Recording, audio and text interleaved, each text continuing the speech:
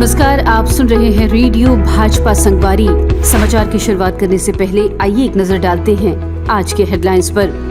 प्रधानमंत्री नरेंद्र मोदी ने ऑस्ट्रिया की कंपनियों को दिया भारत में निवेश का न्योता। कहा, हमने दुनिया को युद्ध नहीं बुद्ध दिए। रायपुर में प्रदेश कार्य समिति की बैठक में राजनीतिक प्रस्ताव पारित। तीसरे टर्म के लिए प्रधानमंत्री नरेंद्र मोदी को दी गई बधाई। केंद्रीय मंत्री मनोहर लाल खट्टर ने की योजनाओं की समीक्षा। कहा, राज्य और केंद्र सरकार के बीच बेहतर तालमेल से होगा छत्तीसगढ़ का तेज विकास। और कार्य समिति की बैठक में नगरीय निकाय और पंचायत चुनाव पर बनी रणनीति। मुख्यमंत्री ने कहा, जल्द पूरी होगी शेष गारंटी। अब समाचार विस्तार से। प्रधानमंत्री नरेंद्र मोदी रूस का दौरा खत्म करने के बाद ऑस्ट्रिया पहुंचे।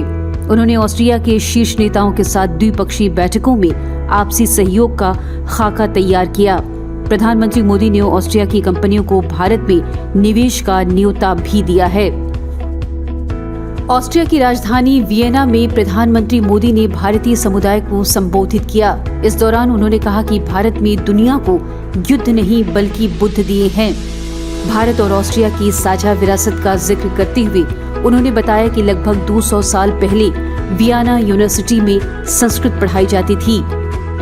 रायपुर के पंडित दीनदयाल ऑडिटोरियम में भाजपा प्रदेश कार्य समिति की बैठक हुई, जिसमें नरेंद्र मोदी को तीसरी बार प्रधानमंत्री बनने पर बधाई प्रस्तावना पारित किया गया।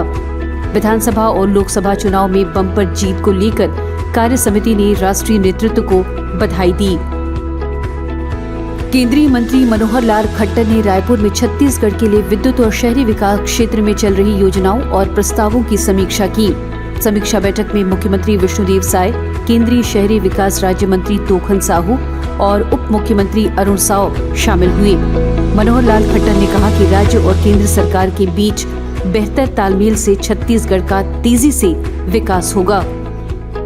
प्रदेश कार्य समिति में मुख्यमंत्री विष्णुदेव साय ने 6 महीने के सुशासन की उपलब्धियां गिनवाई।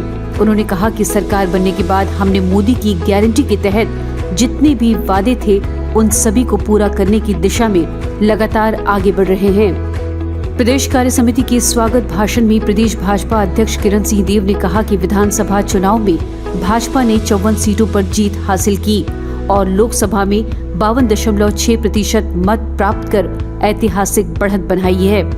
उन्होंने ये भी कहा कि अब जिम्मेदारियां बढ़ गई हैं, इसलिए निर्धारित कार्य योजना के क्रियान्वयन में सभी पदाधिकारी, नेता और कार्यकर्ता सहभागी बने।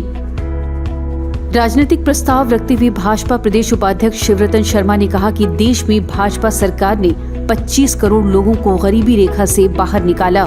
छत्तीसगढ़ की भाजपा सरकार ने बीते 6 महीनों में किसानों, महिलाओं, गरीबों और युवाओं के लिए उल्लेखनीय काम किए हैं।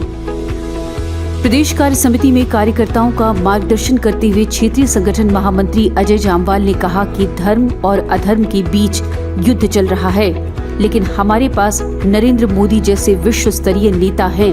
कार्यकर्ताओं में जोश भरते हुए उन्होंने कहा कि कार्यकर्ता ही हमारी रीढ़ हैं। वहीं प्रदेश संगठन महामंत्री पवन साय ने आगामी कार्यक्रमों के लिए मार्गदर्शन दिया।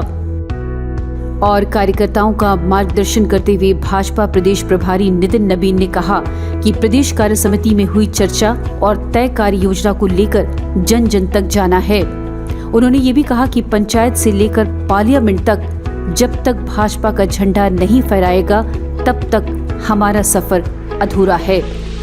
आज के समाचारों में बस इतना ही। जय छत्तीसगढ़, जय भारत।